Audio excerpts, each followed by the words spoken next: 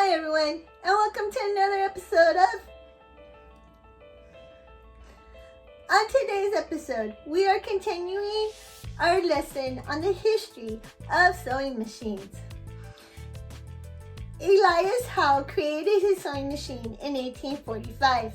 He found out Singer was infringing on his patent and was awarded the rights to claim royalties. Singer then took out a license under Howe's patent and paid him $1.15 per machine. And you might have heard of the Singer Sewing Company. It's still around to this day.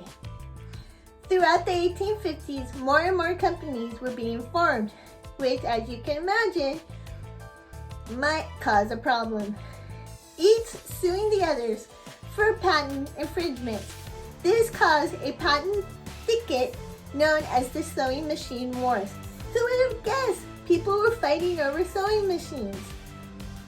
In 1856, the sewing machine combination was formed, consisting of Singer, Howe, Willer, Wilson, and Grover and Baker. These companies pulled their patents. This lasted until 1877, when the last patent expired. James Gibbs, a farmer from Virginia, patented the first chain-stitch single-thread sewing machine in 1857. He partnered with James Wilcox, forming the Wilcox and Gibbs Sewing Company. The Wilcox and Gibbs Sewing Company is also still around, providing machines and parts for industrial sewing machines. The first electric machines were developed by the Singer Sewing Company in 1889. Now, you guys are thinking, what does this have to do with technology? Both of my sewing machines that I use on a daily basis are computer-based. I can download stitches. I can download programs to them. They go to get service and upgraded.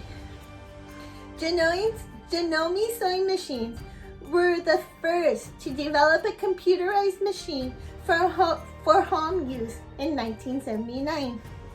In 2010, sewing machines were introduced with editing software. So the sewing machines I use now are not the same sewing machines my dad used or my grandmother. On today's episode, we will be learning how to sew a pillowcase. For this activity, you will once again need parent permission, parent supervision, and parent help. Alright, for this project, once again, you will need parent permission, parent supervision, and parent help. So we will be sewing a pillowcase. You can also use fabric glue. That will work too. Also, there's a lot of really good kids sewing machines out there if you'd like to do that. But you will need supervision, permission, and help. So the first thing to do for this project is to pick your fabric. I have picked a really cool planet universe. And you need to make sure that your pillowcase is going to be the correct size for your pillow. So I have tape measure, and I'm gonna measure my fabric. And it's the right size. So now we can start sewing.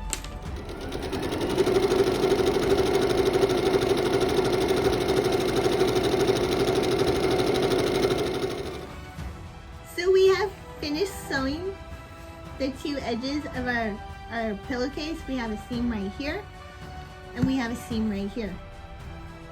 But we have this the opening, we have what's called a raw edge. And we don't want this because this can become frayed. So what we're gonna do is we're gonna put a hem or a cuff. So you're gonna fold it about 2 inches, and then you're gonna fold it again. So it's like that. And then we're gonna sew this part right here. We're going to sew right here along this, and I'll take away our raw edge.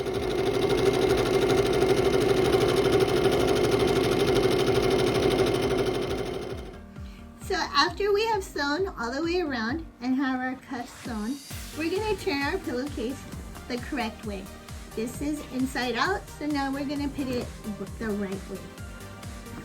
Now remember, for this project, if you do not want to sew, you can always use fabric glue. And you can always find fabric glue in the crafting section of Walmart or your hobby store.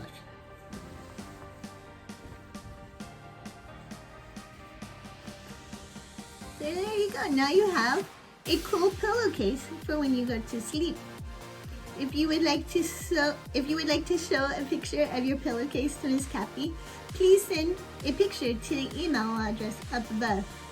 And like always, thank you for watching another episode of Live with Cathy. Remember, for this project, it is very important that you have parent supervision, parent help, and parent permission.